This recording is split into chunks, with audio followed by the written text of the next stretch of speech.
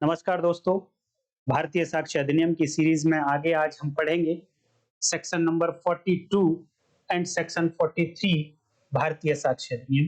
जो यही सेक्शन पहले इंडियन एविडेंस एक्ट में सेक्शन 48 एंड सेक्शन 49 हुआ करती थी।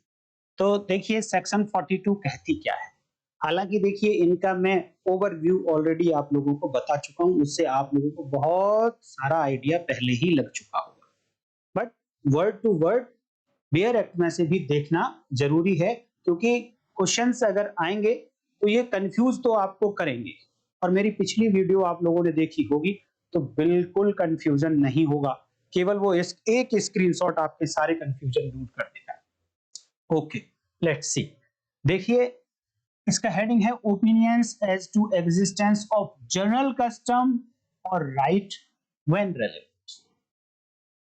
दोस्तों जैसे ही हमारा ये चैप्टर 2 पूरा होगा उसके बाद मैं एक कंप्लीट वीडियो पूरे चैप्टर 2 के ऊपर बनाऊंगा, और जिसमें सारे के सारे प्रोविजंस को इतने आराम से और इतने सरल शब्दों में कि आप कभी भूलोगे नहीं, और पूरा चैप्टर होगा एक ही वीडियो में।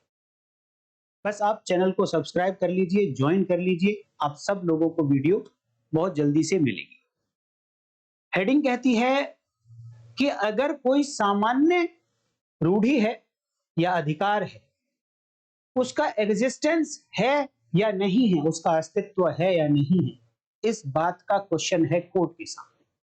और ऐसे अधिकार और ऐसे कस्टम रूढ़ी के बारे में कोर्ट को अपनी ऐसे कस्टम और रूढ़ी के बारे में नहीं, कस्टम और रूढ़ी के अस्तित्व के बारे में, कस्टम, रूढ़ी, अधिकार, राइट के बारे में ओपिनियन अलग बात हो सकती है, बट उसके एग्जिस्टेंस के बारे में ओपिनियन का मतलब एक फिक्स बात है कि ऐसा कस्टम, ऐसा राइट अस्तित्व में था या नहीं था।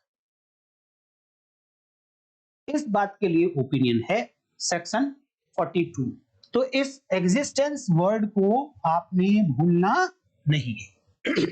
और कहा है कि ऐसी ओपिनियन कब रेलेवेंट होगी, कब सुसंगत होगी, तो जब होगी when the court has to form an opinion as to the existence of any journal, custom or right। पहले क्वेश्चन होना चाहिए कोर्ट के सामने कि उस कोर्ट को अपनी एक राय बनानी है। राय क्यों बनानी है वो प्रूव्ड की डेफिनेशन में ऑलरेडी बता दी कि कोर्ट को हर मैटर में अपनी राय बनानी होती है, हर मैटर में ओपिनियन बनानी होती है कि कोई फैक्ट एग्जिस्ट करता है या कोई फैक्ट एग्जिस्ट नहीं करता है। अगर कोर्ट ने अपनी राय बनाई कि हाँ ये फैक्ट एग्जिस्ट करता है, तो मान लिया जाएगा कि वो फैक्ट प्रूव हो गया है।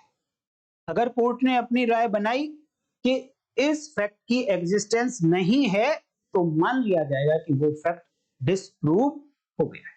और अगर कोर्ट अपनी कोई राय ही नहीं बना पाया, ना एग्जिस्टेंस की तरफ ना नॉन एग्जिस्टेंस की तरफ, तो कहा जाएगा कि ये फैक्ट अब ना तो प्रूव हुआ है ना डिसप्रूव हुआ है, ये नॉट प्रूव्ड है। तो कोर्ट को तो हर मैटर में अपनी ओपिनियन बनानी ही होती है। कभी कभी वो डायरेक्ट एविडेंस के आधार पर बनाती है, कभी कभी डॉक्यूमेंट्री एविडेंस के आधार पर बनाती है, और कभी कभी ओपिनियन के आधार पर बनाती है। तो यहां पर जो कोर्ट अपनी ओपिनियन बना रही है वो एक ओपिनियन, एक दूसरी ओपिनियन के आधार पर बनाए। और किसके बारे में? Again existence of journal custom और जनरल राइट। तो ये सेक्शन कहती है कि अब ऐसी ओपिनियन बनानी हो अगर कोर्ट को, तो किसकी ओपिनियन पर बना सकती है? वो तब बना पाएगी जब पहले सेक्शन 42 उस व्यक्ति की ओपिनियन को रेलेवेंट बनाएगी, क्योंकि रेलेवेंट फैक्ट के लिए एविडेंस दी जा सकती है। अगर फैक्ट रेलेवेंट नहीं है तो उसके लिए एविडेंस नहीं दी जा सकती, अनलेस अनटिल कि वो फैक्टिंग इशू ना हो। तो अब उन्होंने बताया कि द ओपिनियंस, ऐसी ओपिनियंस किसके बारे में? As to the again existence of such custom और सच राइट। इट मींस दो बार रिपीट किया है, देखिए भैया, एग्जिस्टेंस ऑफ कस्टम और राइट दो बार लिखा गया है। एग्जिस्टेंस ऑफ कस्टम और राइट, इस सच का क्या मतलब है? सच कस्टम और सच राइट मतलब सच is equivalent to general. General custom और जनरल राइट के बारे में ओपिनियन कैसे व्यक्ति की? Of persons who would be likely to know of its existence if existed are relevant. ये आर रेलेवेंट आप पढ़िए सीधे सीधे इसके साथ। Opinions are relevant. अब opinions of whom? Opinions of persons who would be likely to know its existence। तो ये कोर वर्ड है भैया, who would be likely to know of its existence। इनको रट लो, अंडरलाइन कर लो, हाईलाइट कर लो। क्यों? क्योंकि मैंने आपको पिछली 2-3 वीडियोस में तो बता ही दिया होगा कि अगर आपको भी कोई ओपिनियन बनानी है, कोर्ट को कोई ओपिनियन बनानी है, किसी और व्यक्ति को कोई ओपिनियन बनानी है, तो ओपिनियन हवा में नहीं बनाई जा सकती। ओपिनियन बनाने के पीछे के कुछ ग्राउंड्स होने चाहिए, और ग्राउंड्स होने के बाद भी हर व्यक्ति ओपिनियन नहीं बना सकता। व्यक्ति ओपिनियन बनाएगा वही अगर सेक्शन 39 को पढ़ेंगे तो वो स्पेशली स्किल्ड होना चाहिए उस पर्टिकुलर फील्ड का। और अगर सेक्शन 42 देखें तो यहां पर्सन है, यहां एक्सपर्ट नहीं है। तो एक्सपर्ट नहीं है तो स्पेशली स्किल्ड होना आवश्यक नहीं है। स्पेशली स्किल्ड होने के लिए तो सेक्शन 39 के वो 6 फील्ड में से कोई एक फील्ड होना चाहिए, उनमें स्पेशली स्किल्ड हो। बट उसके बाद में जो सेक्शंस हैं 41, 42, 43, 44, ये सारी सेक्शंस में पर्सन है केवल, लेकिन हाँ स्पेशली स्किल्ड नहीं है, कोई बात नहीं, चलेगा।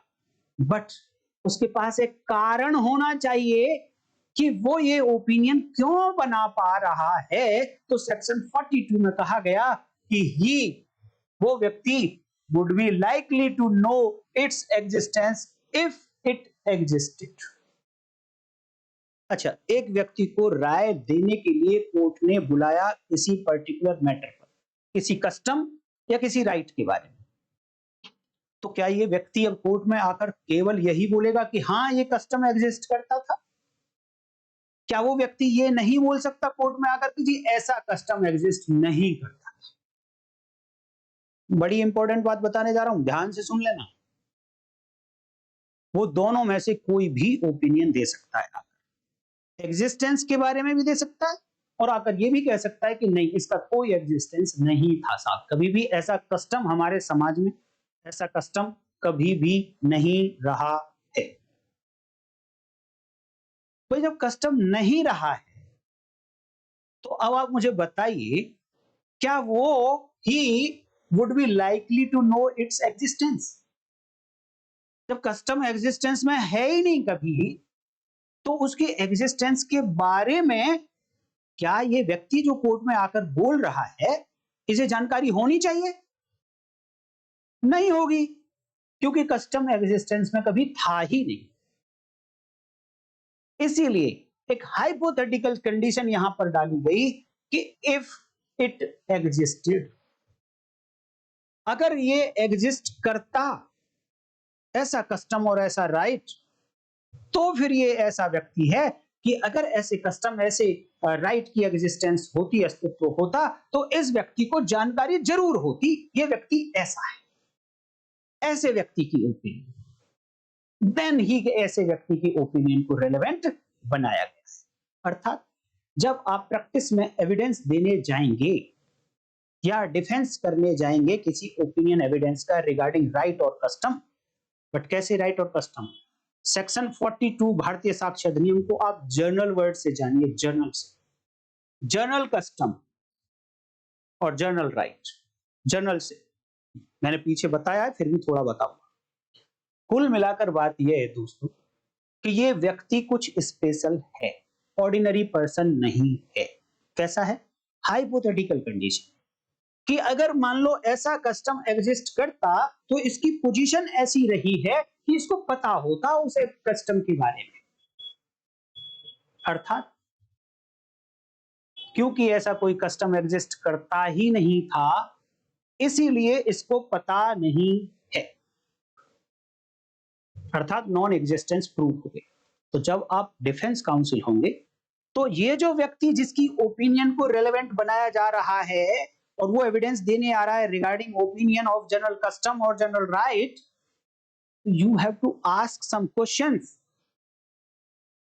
regarding his position कि क्या ये उस पोजीशन में है कि अगर वो कस्टम एग्जिस्ट करता तो इसको पता होता। देखिए कस्टम हमेशा एंशिएंट टाइम से चला आ रहा होता है, अर्थात बहुत पुराना होता है। तो इससे आपको पूछना पड़ेगा कि अगर आपने इस कस्टम के बारे में, इतनी पुरानी बात के बारे में आप अपनी ओपिनियन दे रहे हैं, तो ऐसा क्या आधार है कि आपको इस ओपिनियन की जानकारी है। वो ग्राउंड्स अगर इस व्यक्ति ने नहीं बताए तो वो ये टर्म फेल हो जाएगी, he would be likely to know its existence. और अगर ये टर्म फेल हो गई तो फिर ऐसे व्यक्ति की ओपिनियन रेलेवेंट नहीं। तो इंपॉर्टेंट टर्म क्या है इसका, he must be in such A position he would be likely to know its existence, but when it existed, if not existed तो फिर तो एग्जिस्टेंस की नॉलेज होगी ही नहीं इसको। तो ये कहता है सेक्शन 42। सपोज एक एग्जांपल लेते हैं कि साउथ इंडिया में सपोज ऐसा है कि एक जो बुआ है या मौसी है, उनके बच्चे आपस में शादी कर सकते हैं। अब उस पर कोई क्वेश्चन खड़ा हो गया, ऐसी शादी का।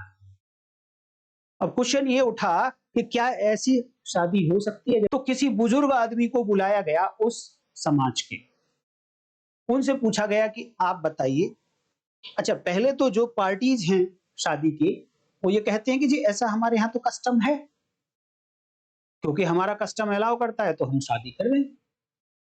अब क्वेश्चन आता है कि क्या ऐसा कस्टम एक्चुअल में एग्जिस्ट करता है क्या, इसके बारे में ओपिनियन लेनी है।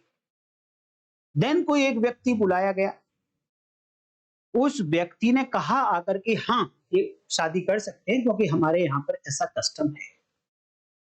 अब उसने बोल दिया। अब डिफेंस काउंसिल को तो पूछना है ना कि भाई साहब आपने ऐसा बोला है, आप ऐसी पोजीशन में हैं, आप किस कारण से ऐसा बता पा रहे हैं कि ऐसी जानकारी आपके पास है, कहां से आई ऐसी जानकारी आपके पास। तो सोर्स उसको बताना पड़ेगा। वो बताएगा कि मैंने किससे सुना है, मैंने कितने और लोगों की शादी देखी है, या उसने कोई लिटरेचर पढ़ा है। पहले उसको अपनी कंपिटेंसी प्रूव करनी पड़ेगी। अब यहां पर एक वर्ड यूज हुआ, जनरल कस्टम, जनरल राइट।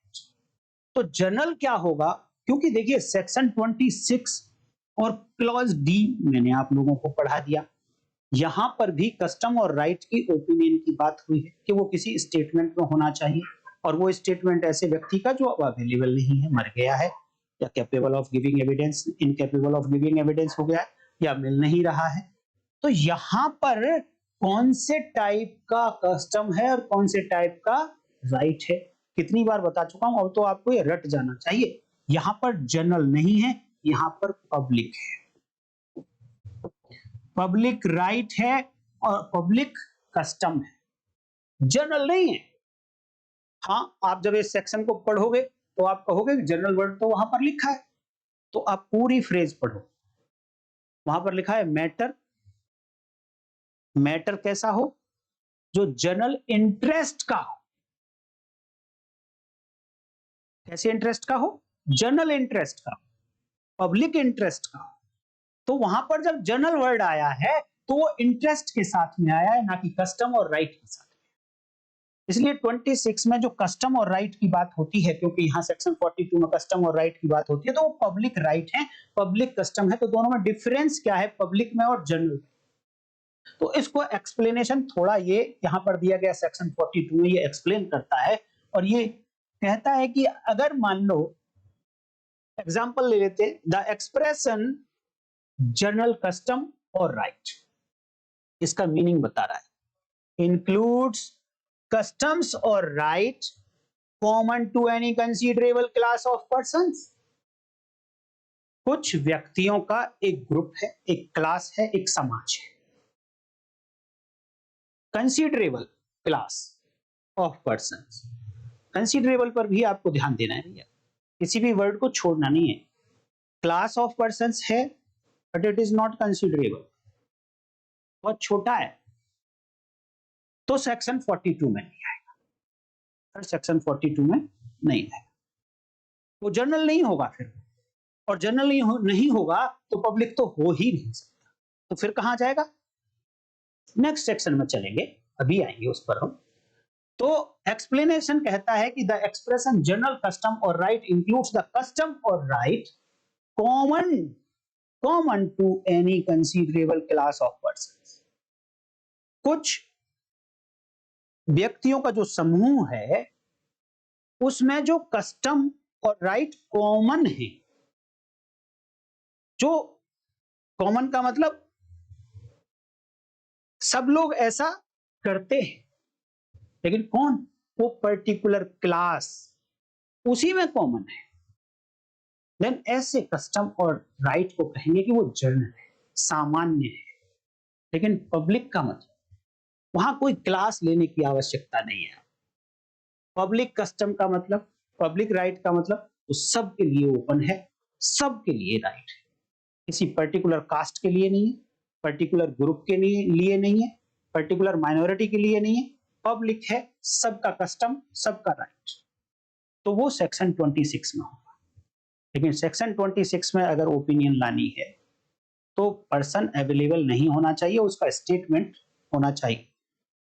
और यहां पर और सेक्शन 26 में एक और डिफरेंस है कि वहां पर जो स्टेटमेंट दिया गया था जिसमें ओपिनियन थी पब्लिक कस्टम और पब्लिक राइट के बारे में, वो स्टेटमेंट कंट्रोवर्सी अराइज होने से पहले का था।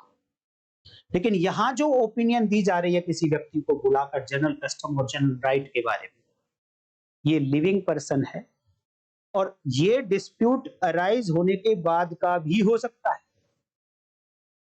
ये कहीं नहीं लिखा कि बाद का ही होगा, बाद का भी हो सकता है, इट मींस पहले का भी हो सकता है, बट ऐसी कोई क्वालिफिकेशन यहां पर नहीं लिखी गई कि ये कब का होना चाहिए। बट सेक्शन 26 क्लॉज डी में ऐसी क्वालिफिकेशन लिखी गई कि कंट्रोवर्सी अराइज होने से पहले का स्टेटमेंट होना चाहिए।